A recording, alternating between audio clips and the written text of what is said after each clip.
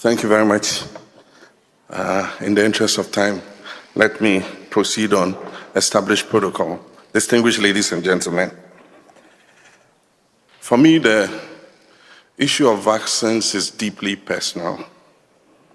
And that is because when I was growing up, one of my younger brothers was affected by polio. He was crippled.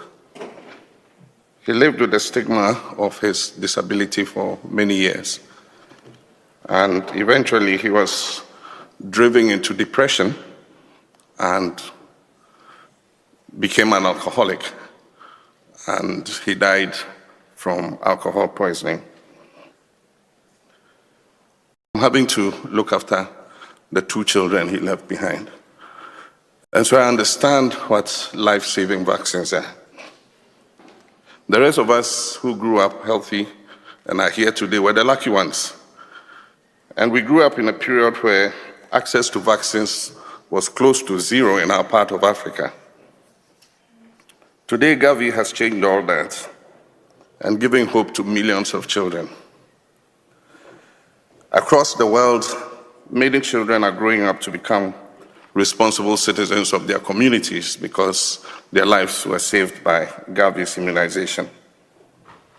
In Ghana, we're proud to be partners with Gavi, and I'm proud to say that in partnership with Gavi, Ghana has achieved 97% immunization coverage.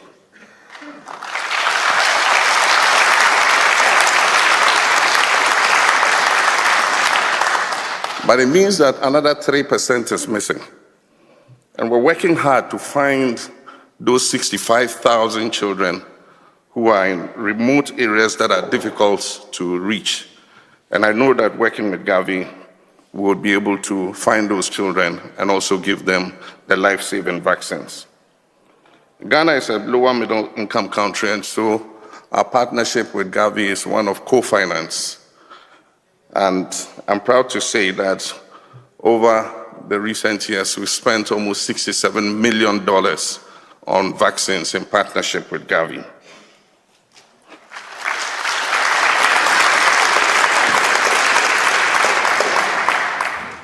One of my first decisions as president was to uncap our national health insurance. The previous government had put a cap on the statutory fund of the national health insurance. So excess funding above a certain percentage of the budget went back into the consolidated fund. By uncapping the national health insurance, we've been able to give the insurance fund more than 3.5 billion cedis more. And so this has enabled the health insurance fund that puts up the funding for our partnership with Gavi to be able to front load $20 million for our co-finance partnership with Gavi this year. So on behalf of the children, I want to say thank you to Gavi. We are hoping that we'll fast track our weaning of Gavi by 2030. We're supposed to go off Gavi funding by 2030. And it's my expectation that we'll work hard to be like Indonesia and in future become a donor country to Gavi.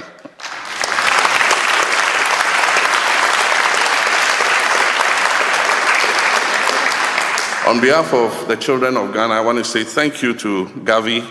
We appreciate and we're proud of your partnership, but more so to say thank you to the countries that have just made $9 billion over the next 5 years from 2026 to 2030. And that is to immunize 500 million children across the world. These children's life will be safe to grow up to become the scientists, engineers, nurses, teachers, and doctors of tomorrow.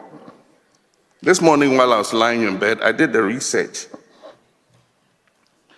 And I realized that one B-2 Spirit bomber that dropped bombs on Iran recently cost $2.13 billion. If you work the math, what Gavi is seeking is the value of 4 of those B-2 bombers. Surely the world can afford the value of 4 B-2 bombers to save 500 million children. It's a choice we have to make.